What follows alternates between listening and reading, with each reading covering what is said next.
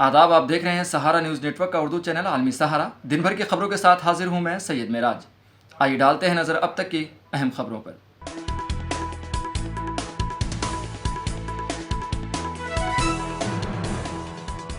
आइन की बालादस्ती खत्म हुई तो जमहूरियत नहीं रहेगा बाकी। जमीयत उलमा हिंद का सदर मौलाना अरशद मदनी का तहफ़्फ़ुज़। आइन हिंद कन्वेंशन में खिताब।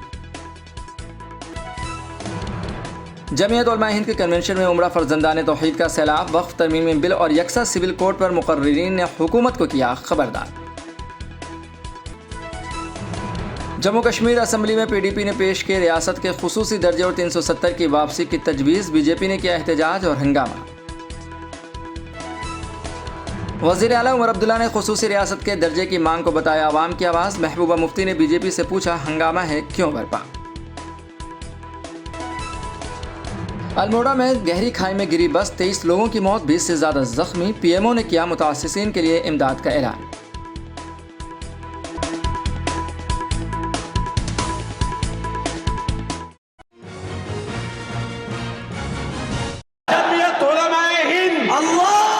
जमीयत उलमा हिंद के तहफ़्फ़ुज़ आइन हिंद कन्वेंशन में वक्फ तरमीमी बिल और यकसा सिविल कोड की शदीद मुखालिफत की गई।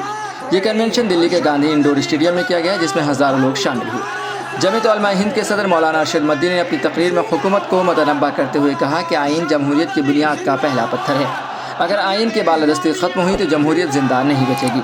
इजलास में मौलाना अरशद मदनी के अलावा जमीयत के नायब सदर मौलाना अजद मदनी, जमीयत उलमा हिंद उत्तर प्रदेश के सदर Syed Ashhad Rashidi, all India Muslim personal law board के सदर मौलाना खालिद सैफुल्लाह रहमानी, जमात इस्लामी के नायब अमीर S अमीनुल हसन, जमीयत अहले हदीस हिंद के अमीर मौलाना असगर अली इमाम मेहदी सल्फी समेत कई उलमा और दानिश्वरों ने इजहार ख्याल किया।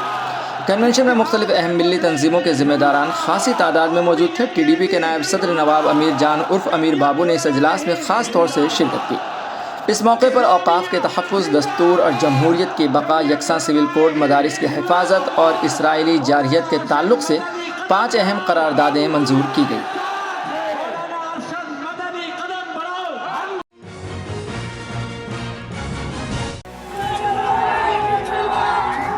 झारखंड के चाईबासा में वज़ीर-ए-आज़म नरेंद्र मोदी ने अपनी पार्टी BJP के इंतखाबी जलसे को खिताब किया। इस जलसे में पार्टी कारकुनान और BJP के हामी लोगों की तादाद मौजूद रही। इस मौके पर PM मोदी ने दावा किया कि झारखंड में अगली सरकार BJP की क़यादत में NDA ही बनेगी। इस मौके पर PM मोदी अपनी हरीफ सियासी पार्टियों को न सिर्फ तनकीद का निशाना बनाया, बल्कि उन्हें कबायली तबकात यानी आदिवासियों का दुश्मन भी करार दिया। भारत के इतिहास में कांग्रेस और RJD इनसे बड़ा आदिवासी विरोधी कोई नहीं हुआ। ये जो हमारे नौजवान हैं, इनको वो पुराने दिन याद दिलाना जरूरी है।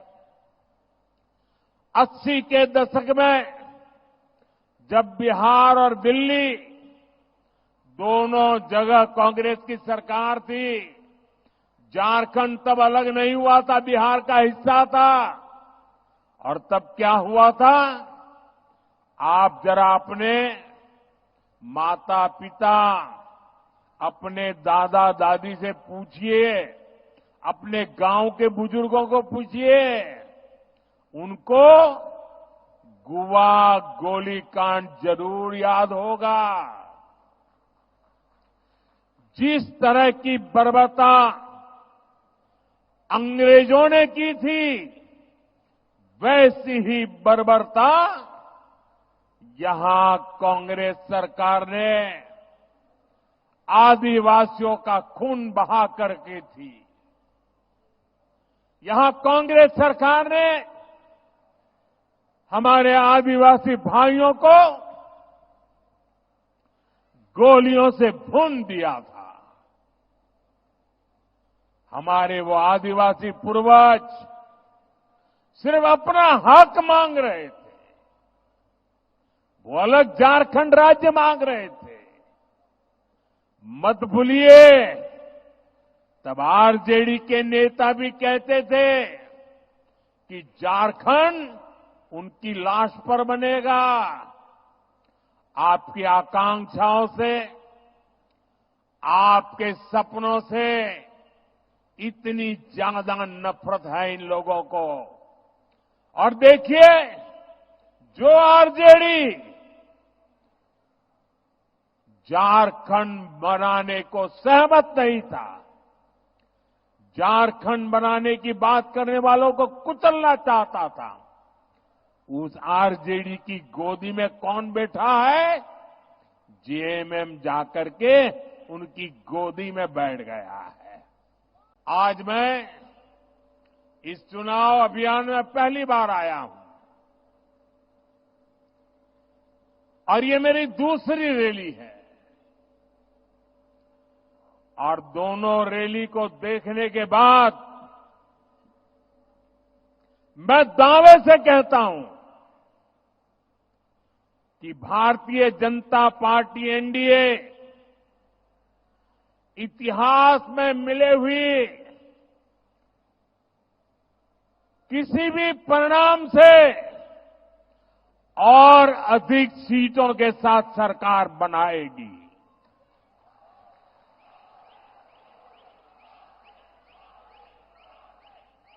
और ये मैं आपके इस आशीर्वाद के कारण कह रहा हूं।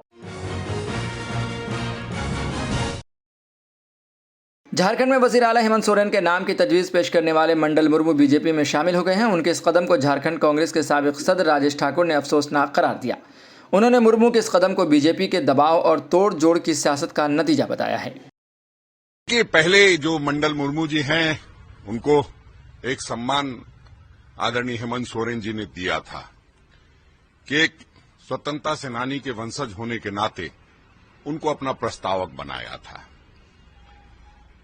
उन्होंने जो काम किया है वो तो अब वो किस परिस्थिति में किया है वो आप सबों को पता होना चाहिए कि पहले उनको किस तरह से किडनैप किया गया, किस तरह से फिर पुलिस उनको छुड़ाई, किस तरह से उस पर दबाव बनाया गया कि आप उनके प्रस्तावक से डिनाई कर जाओ और अंततः उनको पार्टी में शामिल करा लिया गया। तो भारतीय जनता पार्टी का काम ही यही है, देश को कैसे तोड़े, कैसे सरकारों को तोड़े, कैसे परिवारों को तोड़े और कैसे जो जिनके पूर्वज स्वतंत्रता संग्राम में रहे हों और जो आजादी की लड़ाई लड़ी हो और जो महात्मा गांधी के चाहने वाले हों, उनको गॉडसे के चाहने वालों तक पहुंचा दें, इस काम में लोग लगे हैं। हमें लगता है कि वो उनको मुबारक हो।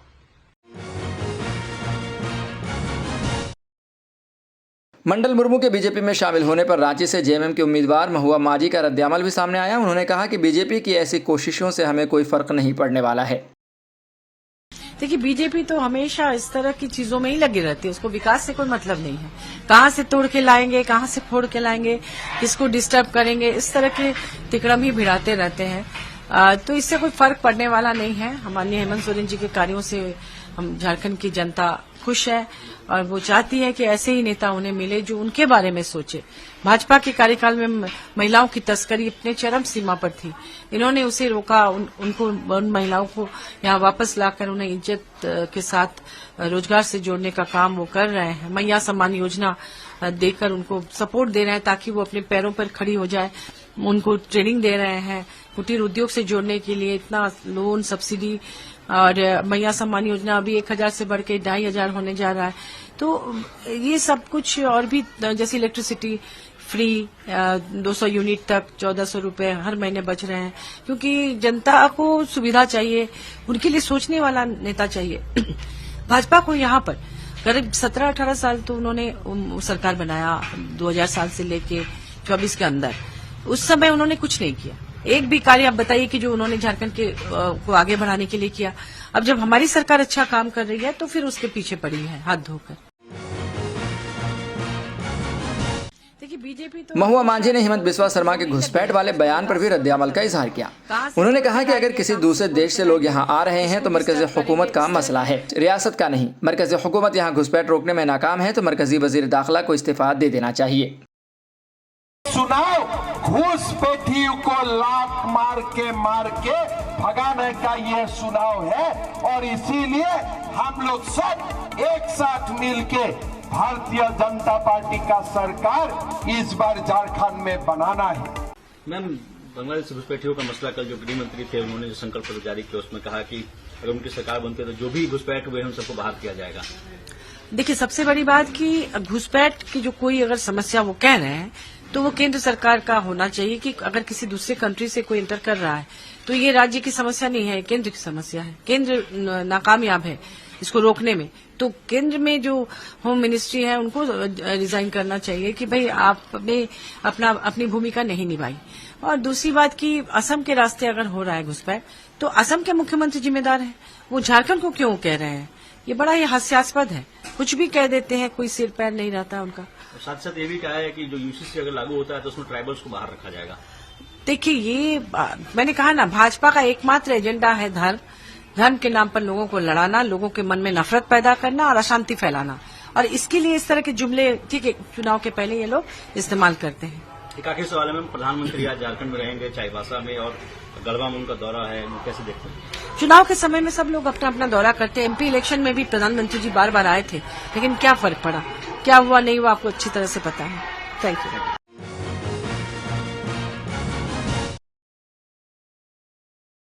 केरल के वायनाड लोकसभा जिमनी इलेक्शन में कांग्रेस के उम्मीदवार प्रियंका गांधी ने पुलपल्ली में रोड शो किया। इस मौके पर प्रियंका गांधी ने कई जगह इंतखाबी जलसों में आवाम से खिताब भी किया। When so many people believed that there was no hope left, and we all were wondering what to do, how are we going to fight this immense negative power of the BJP and the propagandas they were spreading, my brother decided to walk 4,000 kilometers from Kanyakumari to Kashmir in the name of unity and peace.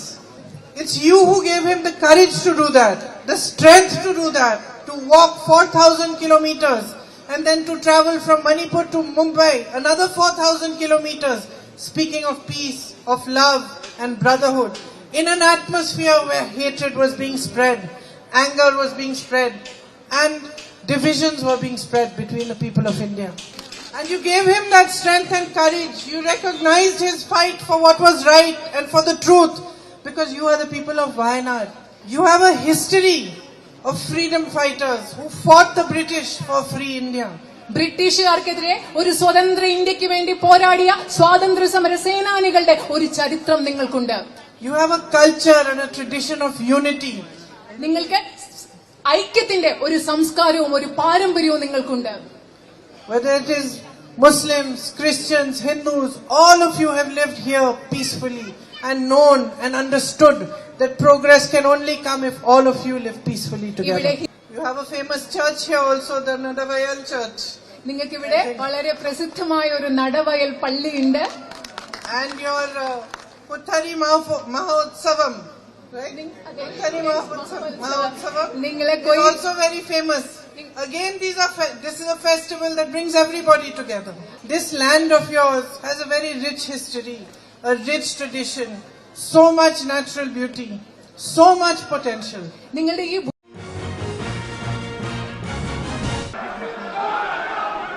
हमें मालूम था कि इस तरह की तैयारी की जा रही थी ऑनरेबल मेंबर की तरफ से।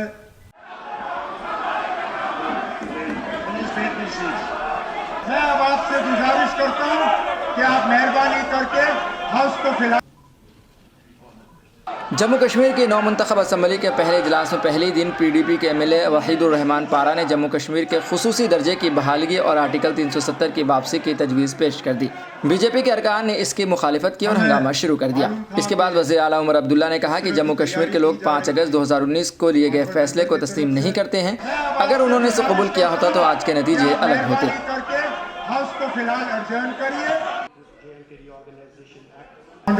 स्पीकर साहब, चलिए जनाब, फर्स्ट डे फर्स्ट शो। हमें मालूम था कि इस तरह की तैयारी की जा रही थी ऑनरेबल मेंबर की तरफ से, लेकिन हमें उम्मीद थी कि शायद आज स्पीकर के इलेक्शन और लेफ्टिनेंट गवर्नर के एड्रेस को छोड़ के और फिर ओबिचुअरी रेफरेंसेस, क्योंकि हमारे एक सिटिंग मेंबर आज हमारे दरमियान है नहीं, बहुत से और हमारे एक्स मेंबर्स हमारे साथ है नहीं, उसके बाद हम जो है अपना ये सिलसिला शुरू कर लेते। लेकिन चलिए, आपके ही इलेक्शन के बाद आपको मुबारकबाद पेश करने के बजाय हम इसमें पड़ गए।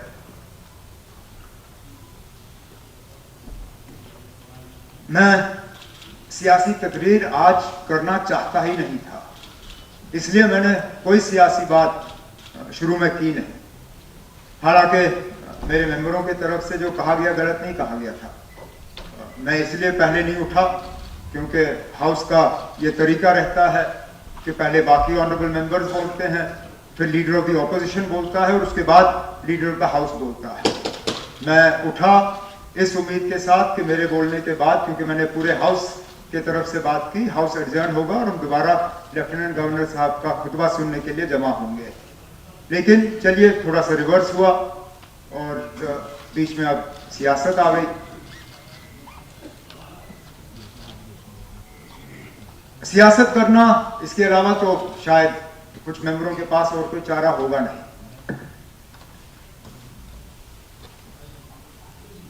ये असेंबली जम्मू कश्मीर के लोगों के जज्बात को रिफ्लेक्ट करती है।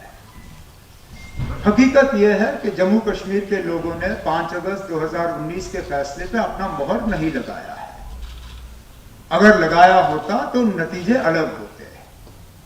हम इस तरफ बैठे हैं, अक्सरियत उन लोगों की है जिन्होंने 5 अगस्त 2019 के फैसलों के खिलाफ अपनी आवाज बुलंद की।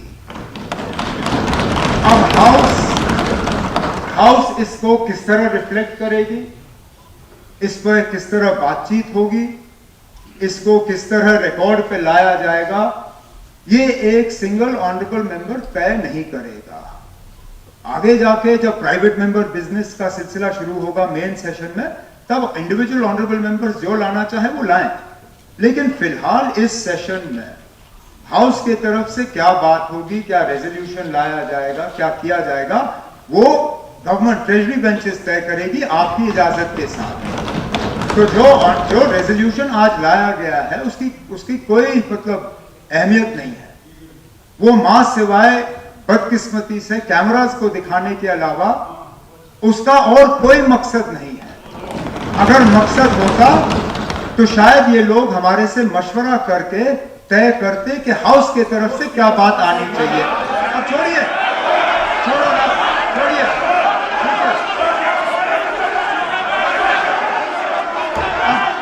स्पीकर साहब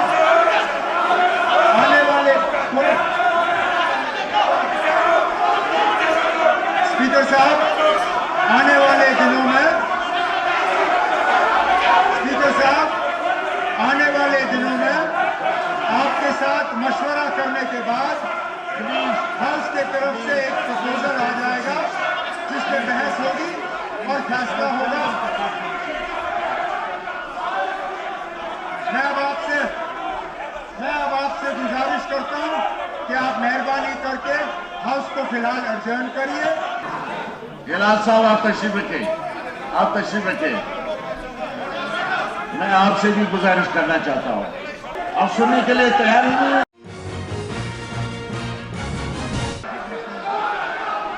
हमें मालूम था कि बीजेपी के लीडर कविंदर गुप्ता ने पीडीपी के एमएलए की तजवीज को सियासी ड्रामा करार दिया है। देखिए, राजनीतिक ड्रामा है, इसके अलावा कुछ नहीं है। ये पता है ना तो 370 एक इतिहास बन चुका है, ना तो कभी दोबारा आएगी।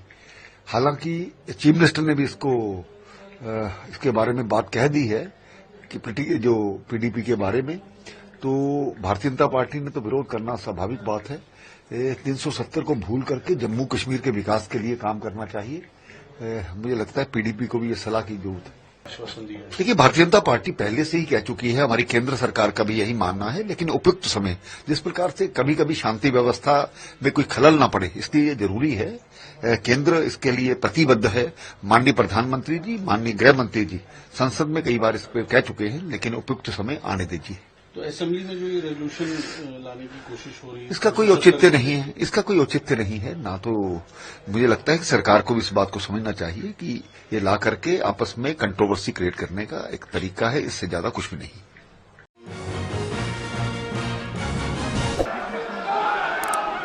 हमें मालूम जम्मू था कश्मीर कि असेंबली में आर्टिकल 370 की वापसी तजवीज़ की हिमायत करते हुए पीडीपी के सदर महबूबा मुफ्ती ने बीजेपी के हंगामे को गैर ज़रूरी और नामुनासिब करार दिया।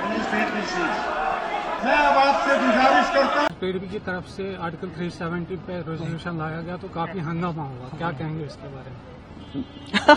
हम तो ये कहेंगे हंगामा क्यों है, दर पर चोरी तो नहीं की हमने, और क्या कह सकते हैं। कल संडे मार्केट पे सिविलियंस पर ग्रेनेड अटैक हुआ, कैसे उसको हम कंडेम करते हैं, क्यों जहां पर बेगुनाह लोगों की इस तरह से उन पे हमला किया जाए, उनको जख्मी किया जाए, तो इसकी जितनी भी मजम्मत की जाए वो कम है। फारूक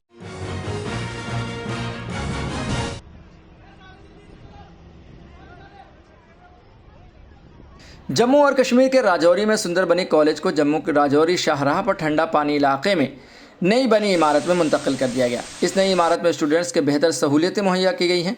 इस कॉलेज के स्टूडेंट्स पहले शहर के मिडिल स्कूल में क्लासेस अटेंड करते थे। नई इमारतों से यहां पढ़ने वाले 500 से 600 स्टूडेंट को राहत मिलने की उम्मीद है।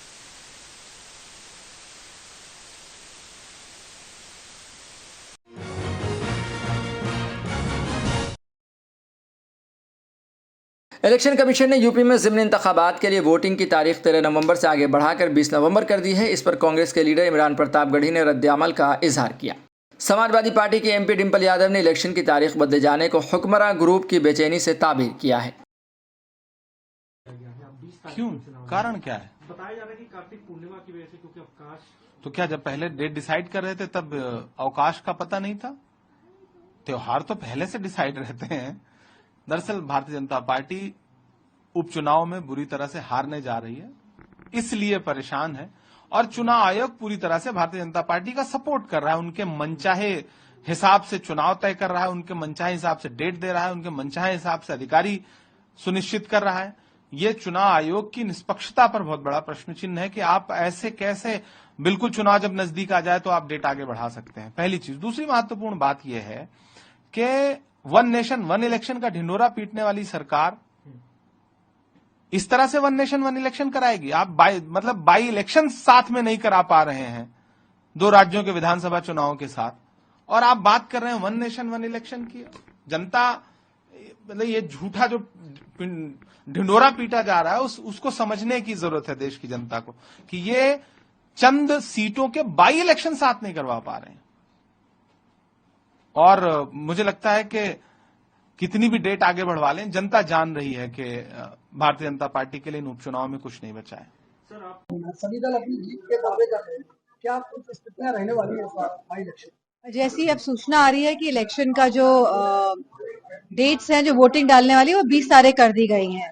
तो कहीं ना कहीं मैं समझती हूँ कोई हलचल मची हुई है, जिसके तहत यह जो सूचना शायद आप तक नहीं पहुंच पाई है अभी, लेकिन मेरे पास इस बार आपसे पहले सूचना पहुंच गई है। तो 20 नवंबर को चुनाव होंगे अब 13 तारीख की जगह। तो कहीं ना कहीं जहां हम लोग अच्छा कर रहे हैं, और महाराष्ट्र में भी जहां समाजवादी पार्टी कुछ सीटों में चुनाव लड़ते हुए अच्छा करने का जो कार्य कर रही है, तो मुझे लगता है कहीं ना कहीं कुछ तालमेल बिठाते हुए यह जो डेट्स हैं ये बदली गई हैं।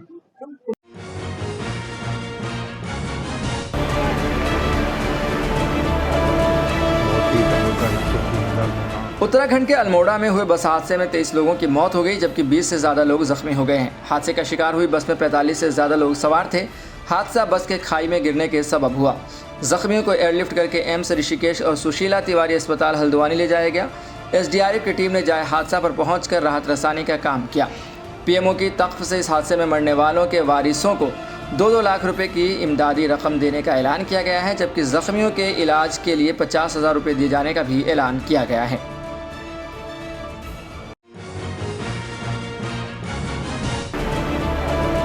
अल्मोड़ा बस हादसे पर उत्तराखंड के वजीर आला पुष्कर सिंह धामी ने अफसोस का इजहार किया है। और इसके लिए सभी अस्पतालों को भी निर्देशित कर दिया गया है। सभी अधिकारी मौके पर जा रहे हैं। हमारी चीफ सेक्रेटरी लगातार इसकी मॉनिटरिंग कर रही हैं, और घायलों के साथ सरकार खड़ी है। जो इस घटना में जिनकी मृत्यु हुई है उनके साथ भी, उनके परिवारजनों के साथ भी मैं भगवान से प्रार्थना करता हूं कि जो इस दुखद घटना में जिनकी मृत्यु हुई है, भगवान उनको अपने श्री चरणों में स्थान दे, और उनके पारिवारिक जनों को जो आकस्मिक रूप से इतना बड़ा कष्ट आया है, इस कष्ट को सहन करने की शक्ति प्रदान करे। और घायलों को जल्दी भगवान उनको उचित उपचार भी मिले और जल्दी ही वो स्वस्थ हों, मैं भगवान से प्रार्थना करता हूं। और जल्दी से जल्दी लगातार हमारा प्रयास है कि कहीं पर अगर हेली एम्बुलेंस की आवश्यकता है तो हेली एम्बुलेंस के लिए भी वहां पर कह दिया गया है। जो गंभीर रूप से घायल होंगे उसको तत्काल इमरजेंसी में अस्पतालों तक पहुंचाया जाएगा।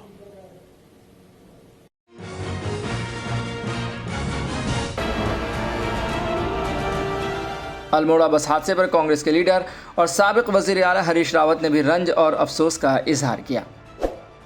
हो गया जिसमें 20-22 की मौत हो गई। बहुत दुखद हादसा है, बहुत दुखद हादसा है, हृदय विदारक हादसा है।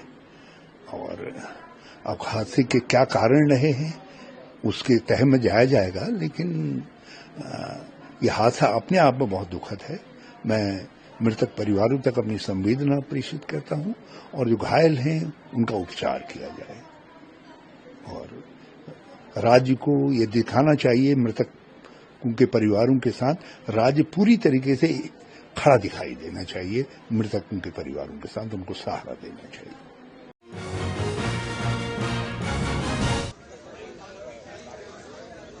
दिल्ली में छठ पूजा तैयारियां जोरों शोर से की जा रही हैं। दिल्ली के वजीर आला आतिशी छठ पूजा की तैयारियों का जायजा लेने ITO के नज़दीकी यमुना घाट पहुंची। इस मौके पर उन्होंने बताया कि दिल्ली में 1000 से ज़्यादा मकामात पर छठ घाट बनाए जा रहे हैं। जैसा कि आप सब जानते हैं, छठ का त्योहार हमारे पूर्वांचली भाइयों और बहनों के लिए सबसे महत्वपूर्ण त्योहार होता है। छठी मैया के साथ पूर्वांचली भाइयों बहनों की और अब दिल्ली के सभी लोगों की आस्था जुड़ी हुई है। जब से दिल्ली में 10 साल से अरविंद केजरीवाल जी की आम आदमी पार्टी की सरकार बनी है, तब से जो सम्मान छठ के त्योहार को दिया गया है शायद इससे पहले कभी नहीं दिया गया था। 2014 तक पूरी दिल्ली में मात्र 60 जगह छठ की पूजा होती थी जो सरकारी तौर पे आयोजित होती थी। लेकिन मुझे खुशी है इस बात की कि आज 1000 से ज्यादा लोकेशंस पर दिल्ली सरकार द्वारा अरविंद केजरीवाल जी के मार्गदर्शन में ऐसे शानदार छठ घाट बनाए जा रहे हैं। दिल्ली सरकार का पूरा तंत्र, चाहे जिला अधिकारी हो, चाहे इरिगेशन फ्लड कंट्रोल डिपार्टमेंट हो जो इन छठ घाट का निर्माण कर रहा है, चाहे दिल्ली जल बोर्ड हो जो जहां पे पानी का इंतजाम कर रहा है, पूरा इंतजाम दिल्ली सरकार द्वारा देखा जा रहा है। और आज मैं यहां पे आई हूं ITO पर, हाथी घाट पर, जो मुझे लगता है कि एक बहुत महत्वपूर्ण छठ घाटों में से एक है, जहां पे शायद लाखों लोग छठी मैया की पूजा के लिए आते हैं। तो पूरा इंतजाम बढ़िया चल रहा है और इसी तरह हमारे सारे विधायक, हमारे सारे मंत्री लगातार सभी छठ घाट का इंस्पेक्शन कर रहे हैं। हम बस यही उम्मीद करते हैं कि छठी मैया का आशीर्वाद सभी दिल्ली वालों पे बना रहे।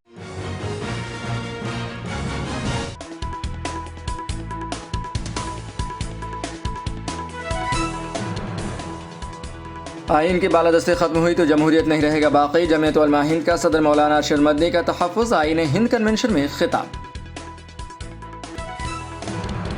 जमीयत उलमा हिंद के कन्वेंशन में उम्रा फर्जंदान तौहीद का सैलाब, वक्फ तरमीमी बिल और यकसा सिविल कोड पर मुकर्रिरीन ने हुकूमत को किया खबरदार। जम्मू कश्मीर असम्बली में PDP ने पेश किए रियासत के खुसूसी दर्जे और 370 की वापसी की तजवीज़। BJP ने किया एहतजाज और हंगामा। वज़ीर आला उमर अब्दुल्ला ने खुसूसी रियासत के दर्जे की मांग को बताया आवाम की आवाज़। महबूबा मुफ्ती ने BJP से पूछा हंगामा है क्यों बरपा। अल्मोड़ा में गहरी खाई में गिरी बस, 23 लोगों की मौत, 20 से ज़्यादा जख्मी। PMO ने किया मुतासिसीन के लिए इमदाद का ऐलान।